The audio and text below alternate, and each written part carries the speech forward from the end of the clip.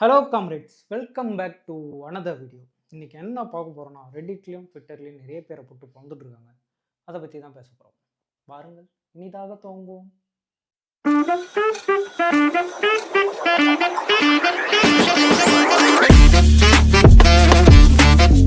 சாமி போல வந்தவனே, கேட்க முன்னே தந்தவனே, நான் வணங்கும் நல்லவனே, நல்ல கார் ரேஸுக்கு அதிகமாக பணம் தேவைப்படுது, அதனால ஒரு பிராண்டோட கொலை பண்ணுறீங்க, அதோட ஆடில் நடிக்கிறீங்க. ஓகே, இதையே ஒரு மூவிக்கு பண்ணலாமேனு ட்விட்டர்லேயும் ரெடிட்லேயும் ஏக்க ரவுண்டு வெட்டி அடிச்சுங்கிறது தான்.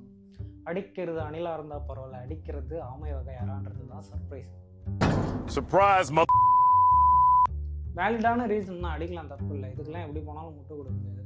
ஒரு கார் டயர் கூடவோ இல்லை இன்ஜின் ஆயில் பிராண்ட் கூடவோ கொலை பண்ணி அந்த ஆடில் நடிச்சிருந்தா யாரும் எதுவும் சொல்லிட மாட்டாங்க நினைக்கிறேன். சாஃப்ட் ட்ரிங்கை ப்ரொமோட் பண்ணதுனால தான் இவ்வளோ அடி விழுதுன்னு தோணுது. ஏகே காலமேட்டில் உருவாப்பலன்னு எதிர்பார்க்கல. Anyway, congrats bro. அடுத்த டிஸ்டர்பீஸ் ஜேகே. விஜய் ஃபேன்ஸை பற்றி பேசணும். ஏன்னா இதுக்கும் காரணம் விஜய் ஃபேன்ஸ் தான். இது யார் பண்ணுறான்றது அனில்ஸ் தான். அனில்ஸ்னு சொல்ல விருப்பம் இல்லை, பட் அனில்ஸ் தான் சொல்லி ஆகணும். ஏன்றது அமெச்சூர் ஒப்பீனியன் சொன்னதுக்காக சுதாவை பிறந்தது, கடமைக்கு பெற்றெடுத்த கூலிக்காக லோக்கி அடிச்சதுன்னு எல்லாத்துக்கும் அனில் மேலே பழிய போட்டாப்புல ஜேகே. அண்ணாந்துறையில உள்பாவாடை காணாம போன கூட என்ன வந்து பிடிச்சிக்கிறாங்க. லோக்கி அடிச்சதெல்லாம் முன்னாடி நான் அந்த கதை இப்போ கொஞ்சம் மெச்சூராக பேசுகிற மாதிரி பேசினா நம்பிடுவாங்கன்னு ஒரு ஒப்பீனியன் வச்சாப்புல.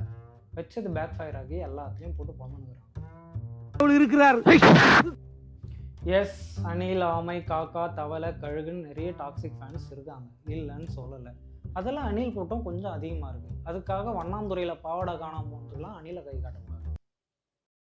அண்ணாந்துறையில உள்பாவாடை காணாம போன கூட என்ன வந்து பிடிச்சிக்கிறாங்க. நெகட்டிவிட்டி ஸ்ப்ரெட் பண்ணுறதெல்லாம் இன்றைக்கி நேற்று நடக்கிற சங்கதி இல்லை. அதெல்லாம் சோஷியல் மீடியா பூம் ஆனதுலேருந்து நடந்துகிட்ருக்கு. இதுக்காகலாம் ஒரு எஸ்டாப்ளிஷ்ட் ஆக்டரோட மூவி ஃப்ளாப் ஆகாது. அந்த மூவியில் மக்களுக்கு முரண் இருக்கலாம், ஆர்எல்ஸ் அவங்களோட க்ரியேட்டிவிட்டி 70% ஆஃப் பீப்புளுக்கு பிடிக்காமல் போயிருக்கலாம். இதெல்லாம் தான் காரணமாக இருக்குமே தவிர ஃபேன்ஸ் பண்ணுற நெகட்டிவிட்டியால் ஒரு மூவி ஃப்ளாப் ஆகாது.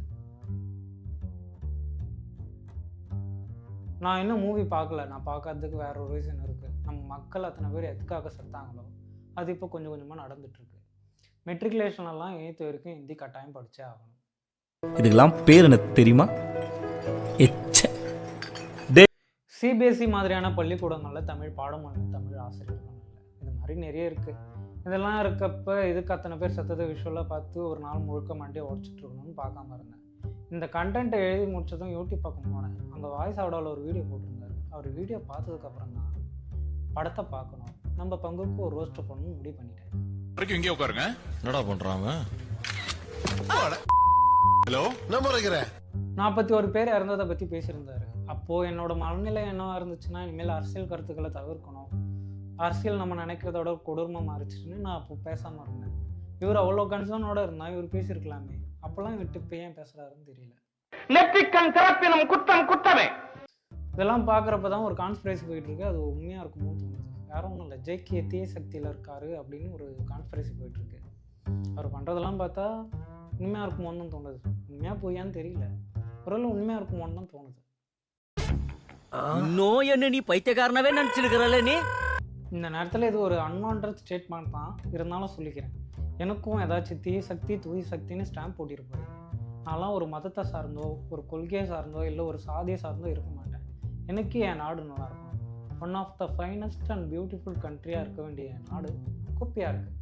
பாமரனுக்கான அரசியல் இங்கே நடக்கலை. இதெல்லாம் மாறணும், அதுக்கான அரசியல் பேசணும், அவ்வளோதான். எனக்கு கடவுள் நம்பிக்கை இல்லை, அதுக்காக நான் பெரியாரிஸ்டாக கேட்டால் இல்லை. நல்லா இருக்க. நான் 10வது படிக்கும் போது எனக்கு கடவுள் இல்லையோன்னு தோணுச்சு. அப்போல்லாம் பெரியார்னா யாருன்னே தெரியாது. ஈவன் எனக்கு பெரியாரோட அரசியலில் நிறைய முரண் இருக்கு. So don't stamp on me.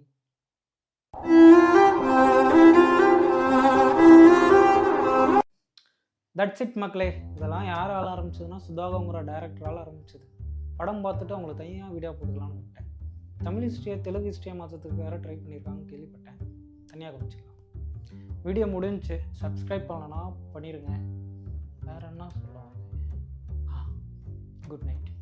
டியூசஸ்.